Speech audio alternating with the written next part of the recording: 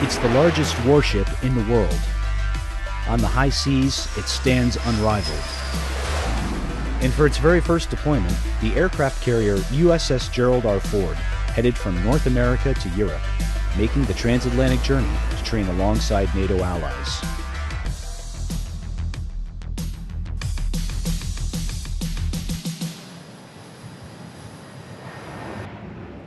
The Gerald R. Ford is the first ship in a new class of U.S. Navy aircraft carriers.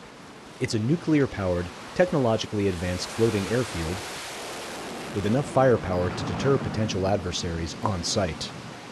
After years of sea trials and shock tests, the Ford was finally ready to deploy alongside NATO allies in October 2022.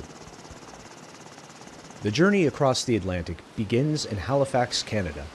From there, the Ford and its multinational carrier strike group will retrace the path blazed by Canadian and U.S. merchant ships during World War II.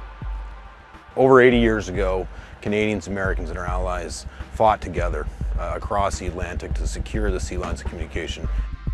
They endured heavy seas, they endured a relentless enemy, but they enabled that war effort and enabled victory throughout that longest battle of World War II.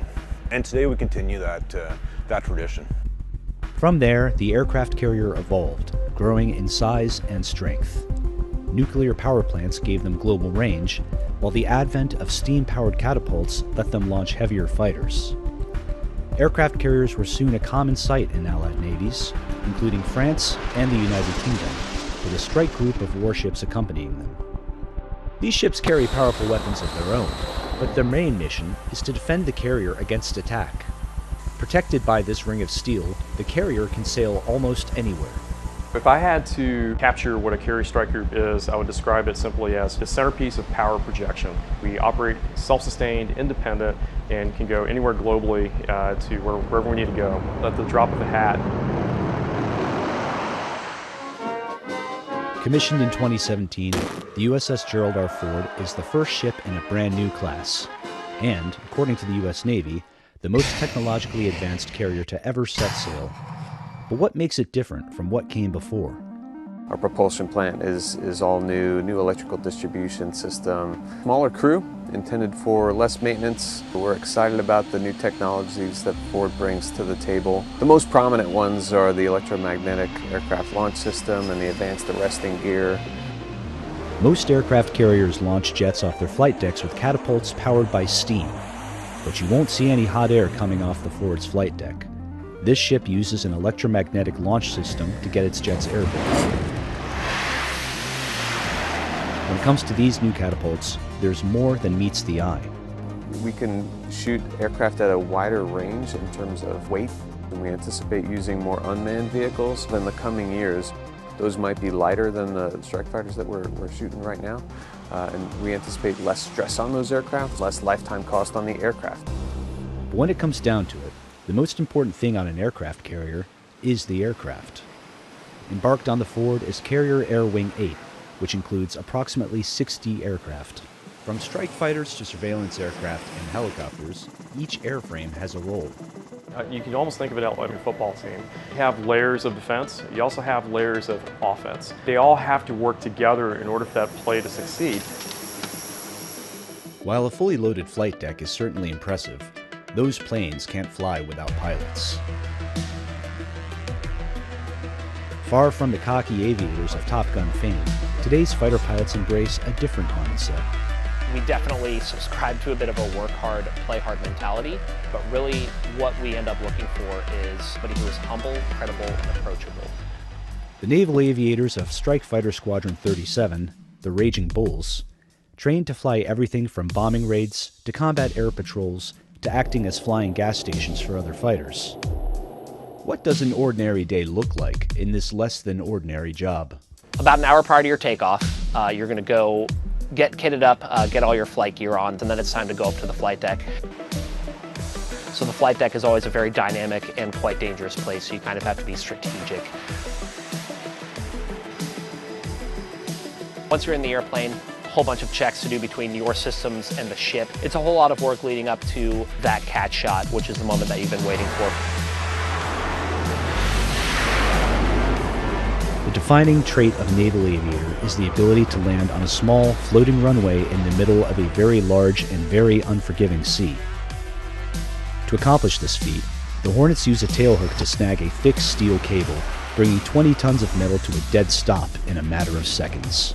Landing on an aircraft carrier is definitely difficult. It's challenging. We've got a whole lot of technology helping us do it. In the moments leading up to touching down on the aircraft carrier, really kind of fine-tuning those corrections to make sure that you're on the optimal glide path just prior to touching down. There might have used to be panic and uncertainty. That's what you do all the training for, to get all of those moments out of the way. It's been several days since the Ford set off from Halifax. Its sailors have settled into the groove of daily operations. With more than 4,000 sailors aboard, the Ford isn't just a ship. It's an office, a dinner table, a gym, a home. A ship this big can burn through supplies at an alarming rate.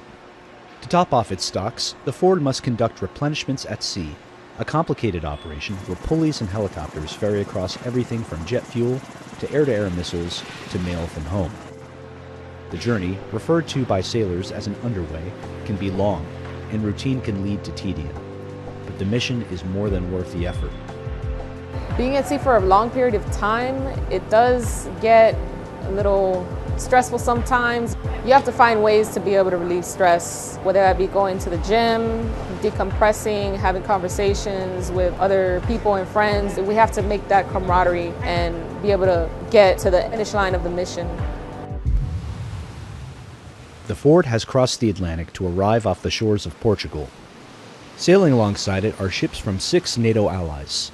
Their job is to keep the carrier safe and to provide extra firepower in the simulated battles that will test the carrier strike group's combat readiness. It's been a long trip, but now it's time to hit the throttles and see what the world's largest warship can do.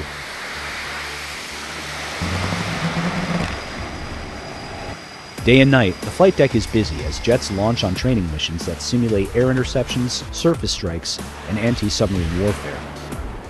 We're here to conduct high-level maritime operations across the spectrum.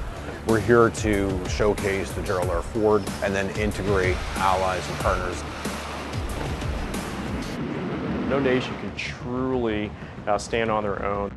We are stronger as an alliance, and so working together allows us to create those frameworks and through exercises truly be able to work in partnership with each other whenever we need to. As the exercise nears its end, and the Ford prepares to conclude its journey in Portsmouth, England, the flight deck turns emotional as several of the ship's naval aviators share a bittersweet milestone, the last carrier landings in their naval careers. Certainly we're all going to have to stop doing this one day. We're always going to miss the flying for sure, every single one of us, but we're really, it's going to be about missing the people. The other pilots that I fly with, the leadership that we are under, the 18, 19-year-old sailor who's working on the aircraft, who we trust our lives with. It's really a symphony of literally thousands of dedicated people working together towards one common goal. To be part of that is, on a personal level, is very special. For these aviators, the journey is over. But for the USS Gerald R Ford, it's just beginning. Just months after this deployment, the Ford returned to European waters for a full tour of duty, coming under direct NATO command for the first time. With unmatched range and power, the Ford now leads Allied navies in the crucial task of deterring aggression and, if necessary, defending NATO against external threats.